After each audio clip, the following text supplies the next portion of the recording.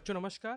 आज की इस क्लास में हम बात करेंगे कक्षा 10वीं के फंक्शनल इंग्लिश अध्याय 4 जो कि है प्लानिंग एंड आउटिंग, और साथ में हम बात करेंगे रिफ्लेक्सिव प्रोनाउन के बारे में।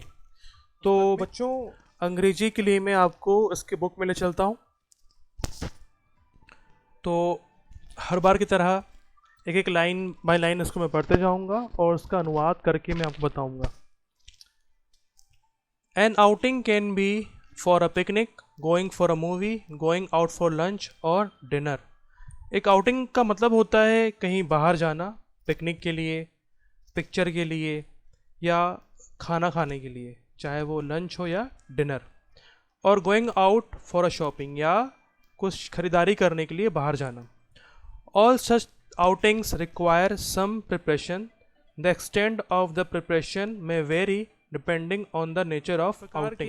तो इस प्रकार बाहर जाने के लिए हमें कुछ प्रकार की प्रिपरेशन की आवश्यकता होती है। यह जो बाहर जाने की जो तैयारी है, यह बाहर जाने की प्रकृति के ऊपर डिपेंड करता है कि हम किस काम के लिए बाहर जा रहे हैं। Imagine that you have to plan a picnic for your family and friends। कल्पना कीजिए कि आपको एक प्लानिंग करनी है पिकनिक में जाने के लिए अपने फैमिली और फ्रेंड के साथ। You may have to prepare to do list of all that you need to do and take to the picnic. आपको क्या करना पड़ेगा? आपको एक टू डू लिस्ट तैयार करनी पड़ेगी। इस सूची में आपको अपनी आवश्यकताओं की जो वस्तुएं हैं और क्या क्या आपको लेके जाना है वह उसमें लिखना पड़ेगा। What would you do to prepare for the picnic. Picnic में जाने के लिए आप क्या क्या तैयारी करेंगे, ज़रा सोचिए। अब हम बात करेंगे making a suggestion for an outing. तो यहाँ पर कुछ वाक्य हैं जो हमको एडवाइस दे रहा है। देखिए, पहले मैं आपको एक्सप्लेन कर दूँ लेट अस गो का मतलब क्या होता है। आओ चलें, ठीक है। Let us go for an outing, आओ कहीं बाहर चले। Let us go for a picnic, आओ पिकनिक पे चलते हैं। Let us go to the movie, आओ मूवी देखने चलते हैं। Let us go out for lunch, आओ लंच के लिए बाहर चलते हैं। Let us go shopping and have lunch outside, आओ चलो शॉपिंग के लिए और बाहर कहीं लंच लें।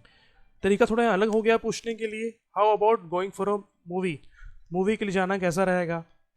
Shell we go for a picnic this Sunday, क्या इस रविवार को हम पिकनिक पे चले।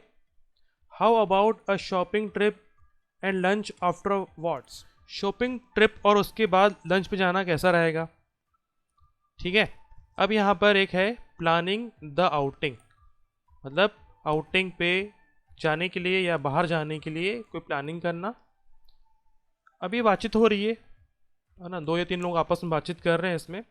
I will book the cab and you can arrange for the food, मैं टैक्सी की व्यवस्था कर लूँगा या टैक्सी बुक कर लूँगा और आप खाने की व्यवस्था कर सकते हैं। You can take care of the plates and glasses, मान के चलिए कोई और तीसरा व्यक्ति यहाँ पे इन्वॉल्व हो गया, तो उसको भी बोला जा रहा है, कोई काम उसको दिया जा रहा है कि आप प्लेट्स और ग्लासेस की व्यवस्था कर सकते हैं या उसका ख्याल रखें उसका।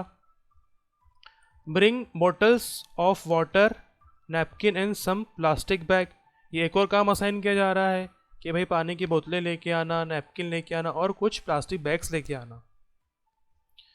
अगला, कैन यू ब्रिंग 2 मैट्स और an old bed cover to spread on grass, क्या आप 2 दरियां या एक ओल्ड बेडशीट ला सकते हैं घास पे बिछाने के लिए।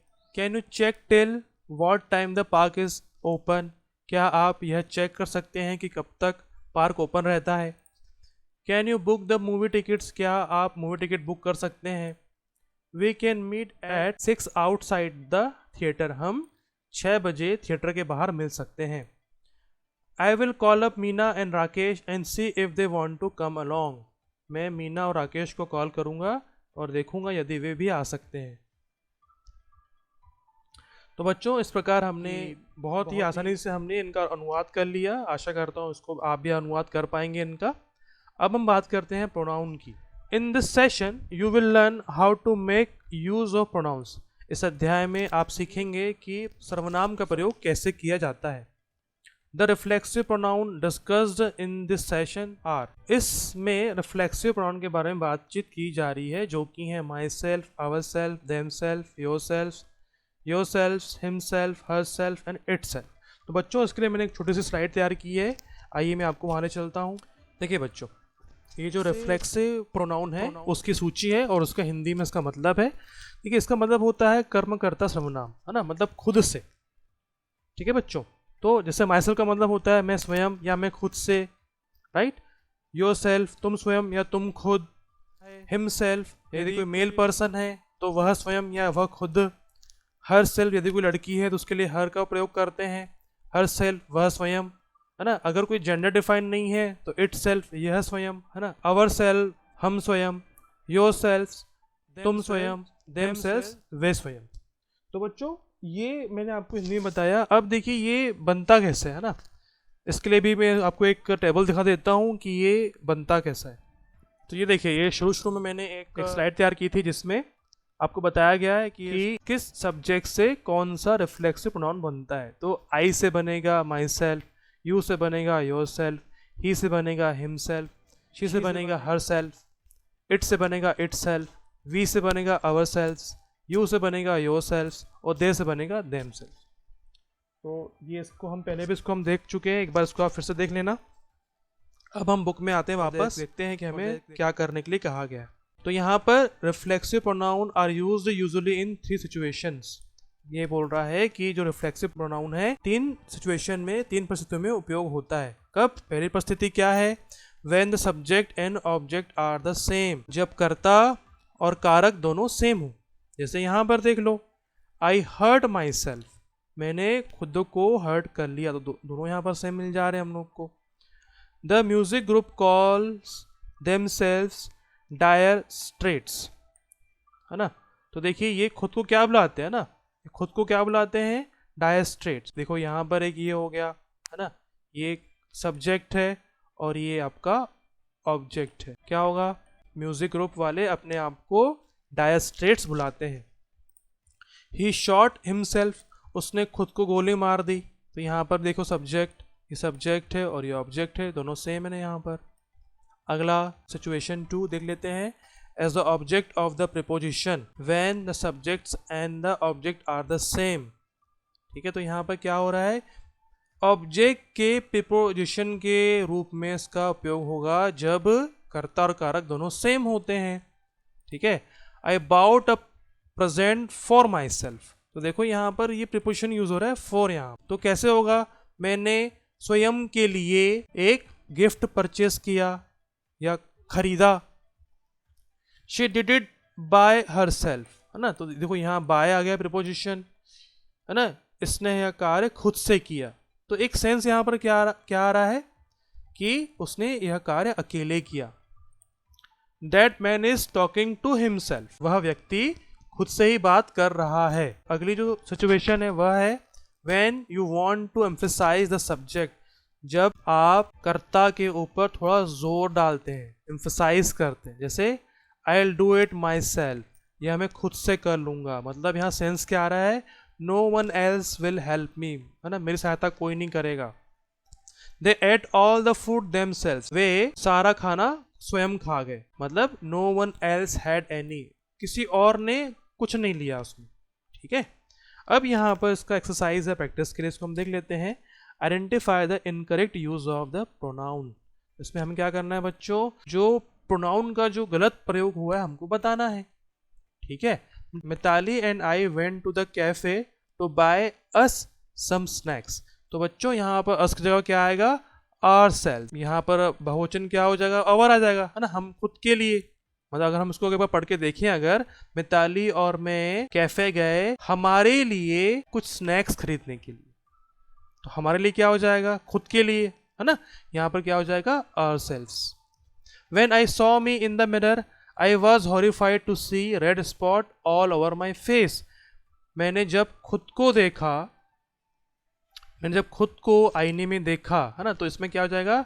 When I saw myself in the mirror। बच्चों एक चीज़ मैं आपको बताना भूल गया, जो रिफ्लेक्सिव प्रोनाउन जो होता है वास्तव में क्या होता है? वह सब्जेक्ट को ही रिफ्लेक्ट करता है ना। यदि आप मान के चलिए, अगर आप खुद को आईने में देख रहे हो तो आपका ये रिफ्लेक्शन है। तो जो ये रिफ्लेक्सिव प्रोनाउन होता है, ये वास्तव में ये जो करता है इसी का ही रिफ्लेक्शन होता है। जैसे आई का रिफ्लेक्शन क्या होगा? My self. यू का रिफ्लेक्शन क्या होगा? Your self. ठीक है बच्चों, ही का हो जाएगा हिमसेल्फ, शी का हो जाएगा हर सेल्फ, इट का हो जाएगा इट सेल्फ, वी का हो जाएगा अवर सेल्फ, यू का हो जाएगा योर सेल्फ और दे का हो जाएगा देम सेल्फ। तो ये बात आपको ध्यान में रखनी है कि रिफ्लेक्शन एक्चुअली में इसका मतलब क्या होता है कि कर्ता को ही प्रतिबिंबित करता है। ठीक है, आगे बढ़ते हैं। Did you learn typing yourself or you went to school? तो यहाँ पर देखो सही उपयोग हुआ है, यहाँ पर इसमें गलत नहीं है। Did you learn typing yourself? क्या आपने खुद से टाइपिंग सीखी या किसी स्कूल गए आप? ठीक है बच्चों, तो इसी प्रकार जो बाकी की जो एग्जाम्पल्स हैं आपको इसमें पहचानना है।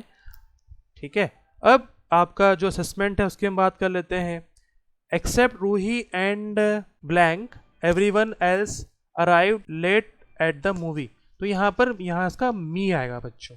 ठीक है, एक्सेप्ट रूही एंड मी। तो एग्जांपल मैंने आपको एक दे दिया यहाँ पर, बाकी आप इसको खुद करेंगे। जैसे रवि वॉज वेरी हेल्पफुल, तो ये आपको थोड़ा पढ़ना है और सेंस निकालना है कि यहाँ पर कौन सा प्रोनाउन आएगा, रिफ्लेक्सिव आएगा कि नॉर्मल आएगा। थोड़ा सा आप इसको पढ़ के प्रयास करें हिंदी में और देखें कि यहाँ पर कौन सा प्रोनाउन, कौन सी सर्वनाम उपयुक्त है। तो इसको आप अपनी कॉपी में बनाकर मुझे भेजेंगे और उसको मैं चेक करके आपको बताऊंगा। आशा करता हूँ आज की जो क्लास है आपको स्पष्ट हुई होगी। इसी प्रकार आप बच्चे अपनी ऑनलाइन कक्षाओं में ध्यान दें और इसका फीडबैक मुझे देते रहें, ताकि मैं इन कक्षाओं को यथासंभव और आकर्षक और समझने योग्य बना सकूं। धन्यवाद।